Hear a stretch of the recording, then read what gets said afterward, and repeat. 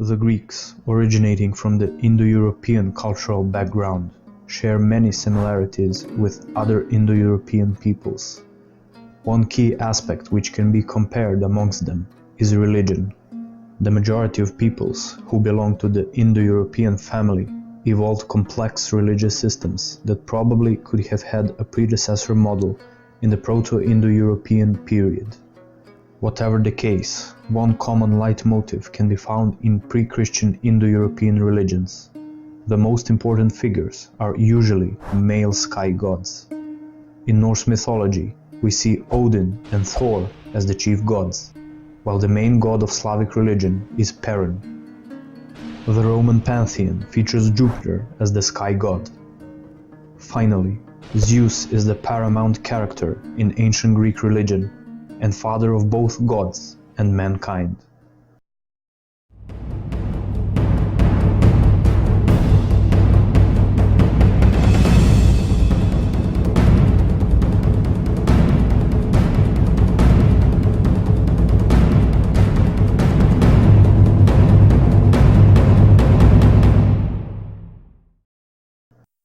Greek mythology is well known, and the sources are both numerous and elaborate. A common theory in scholarly circles says that Greek religion is in fact an amalgamate of two essential components: the religion of the pre-Greek population, mainly featuring fertility goddesses, and the Indo-European Greek religion with predominant male sky gods. During the second millennium, the Greeks had migrated southwards and were able to conquer the land of the indigenous people, establishing the Mycenaean Civilization up to around 1600 BC. At the same time, the ancient Greeks incorporated certain cultural features concerning language and religion. The etymology of the name Zeus comes from Dieus, the term for the Proto-Indo-European sky god. In turn, this name derives from the Proto-Indo-European root dieu, which means to shine, sky, heaven, or god. The earliest attested forms of Zeus's name are found in the linear B-syllabic script of Mycenaean Greek, Diwe and Diwo. Greek religion wasn't strictly based on a standardized corpus of literature, unlike Judaism or Christianity. However, it is often said, and rightfully so, that Homer and Hesiod were the ones who gave a final form to religious beliefs and practices among the Greeks. Zeus is the son of Titans, Kronos and Rhea. His siblings are Poseidon, Hades, Hera, Demeter and Hestia. An old motif typical throughout all civilizations is the myth of succession concerning generational shifts. According to Hesiod, Uranus was the first supreme ruler of the universe, but was overthrown by his son, Kronos. One prophecy said that Kronos was to share the same fate. Therefore, Kronos swallowed all of his children except Zeus.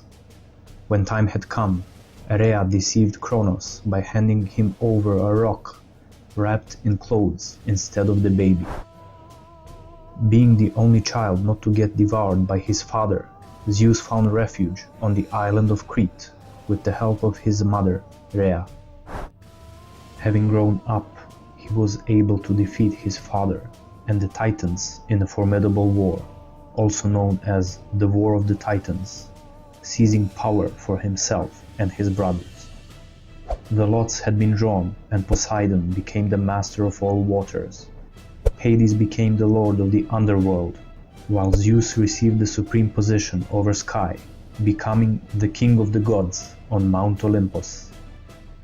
As the supreme god, Zeus is in charge with keeping the order he had established, both in the sky and on the land. As the Homeric epithet Cloud Collector indicates, he is the god of thunder and rain. The connection with rain can be interpreted with prolificacy, and indeed, Zeus's offspring is numerous. One of his best-known cult epithets is Zeus Egiduchos. Alongside Athena, Zeus is the only deity in the Iliad that bears the Aegis, a divine shield with Medusa's head depicted.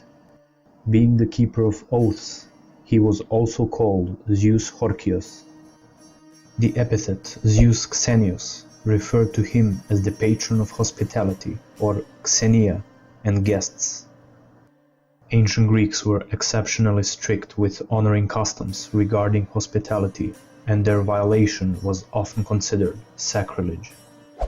Greek gods often interfere in human affairs and even inflict harsh punishments upon them.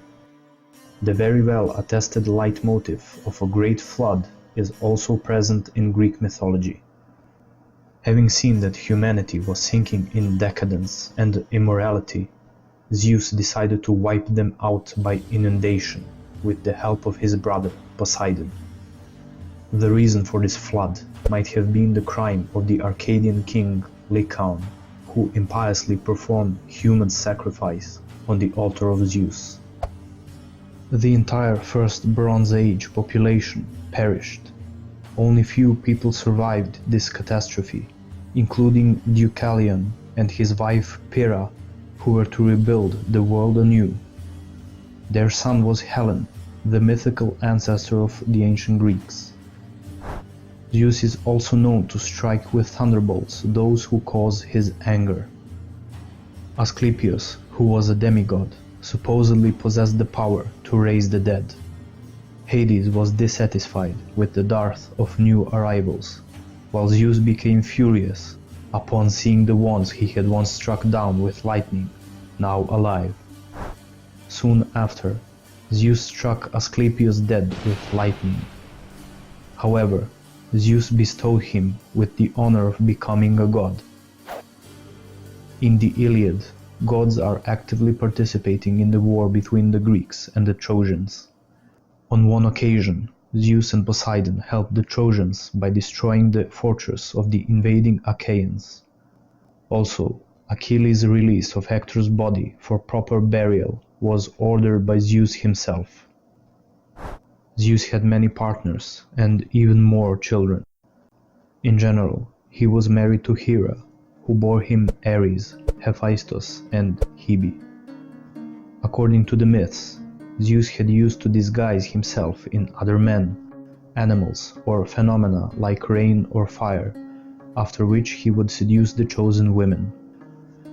Other godly children of Zeus include Apollo, Artemis, Persephone, Dionysus, Hermes, and Athena. Mortal women bore to Zeus Heracles, Perseus, Minos, Helen of Troy, Castor, and Polydeuces. Greek gods, represented as anthropomorphic beings, share many, if not all, similarities with human behavior, including flaws. Apollo and Zeus are notorious for their envy, killing particular mortals for achieving excellence in any given field. Hera is jealous of her husband's love affairs and tends to chastise Zeus's illegitimate children, like Heracles. One of the most important centers for all Greeks was Olympia, where the quadrennial festival featured the famous Olympic Games. The chief deity of Olympia was Zeus. The king of the gods was worshipped throughout the Greek world. Another site where Pan-Hellenic games were held was Nemea, with Zeus as the patron god. He was especially honored on Crete, his birthplace. Most oracle sites were usually dedicated to Apollo, but one was particularly prominent alongside Delphi. Evidence of religious activity at Dodona in Epirus can be traced from the 2nd millennium BC onwards. Supposedly, the god was giving prophecies through a specific method, rustling of oak leaves and branches. The oracle of the Egyptian god Ammon in the Siwa oasis, although not within the boundaries of a Greek state before Alexander's conquest, used to be consulted regularly by the Greeks. Egyptian Ammon had been identified with the Greek Zeus and called Zeus Ammon. Representations of Zeus Ammon can be found on Greek coins. The most salient feature are his ram horns. Out of all Greeks, the Spartans seem to have sought his advice the most, as Pausanias remarks. By the time of the Peloponnesian War, they even erected a temple dedicated to Zeus Ammon in Sparta. Religion of the ancient Greeks vividly mirrors their cultural ideals, value system, and ways of thinking. Every deity represents a distinct idea or principle. Zeus could be thought of as the embodiment of essential ancient Greek values. His entire character reflects the notion of what was either looked up to or acceptable throughout the Greek world. We must remember that the ancient Greek society was in most cases strictly a conservative, patriarchal type of society. The oldest male in the household was both the head of the family and the one determining the course of life of all other household members.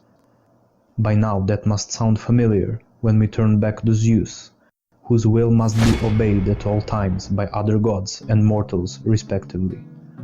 As most gods, art represents Zeus as a muscular man in his prime. That fact is linked to the well-known athletic ideal present in Greek culture. From the political standpoint, Zeus is associated with kingly authority. A certain belief about kingly power originating from Zeus existed among Greeks, and is reflected in Hesiod's literature. Considering that, it shouldn't surprise us that Zeus appears on Macedonian coins. Since monarchies mostly became a thing of the past by the archaic era, and Macedon was one of the regions which retained the basileia, Macedonian kings certainly felt important to emphasize their connection with Zeus. In the Hellenistic period, numerous kingdoms were established soon after Alexander's death. The majority of those kings' legitimacy was in the beginning not based on firm ground. Consequently, a link to Zeus was often asserted. Therefore, it is not a coincidence that one of the most used coin types is the one depicting Heracles on the obverse and Zeus seated on his throne on the reverse side. The coinage of the Ptolemaic dynasty of Egypt often represented an eagle on the reverse, which is Zeus's animal. Upon Seleucus' death, Antiochus I, his son and successor, ordered the deification of his father. Seleucia Imperia became the home of Seleucus' local divine cult and was worshipped under the name Zeus Nicator. The first video in our series on Greek religion is dedicated to the king of the gods. In upcoming videos, we will turn our attention to other deities or certain aspects of Greek religion, like oracles, cult practice, and features of Athenian and Spartan polis religion. Subscribe for more content and hit the bell button to be notified about our future videos. This channel deals not only with ancient Greek history, but also with all aspects of the ancient Greek civilization, social and cultural history, religion, mythology, philosophy, science, art, sources, and famous individuals.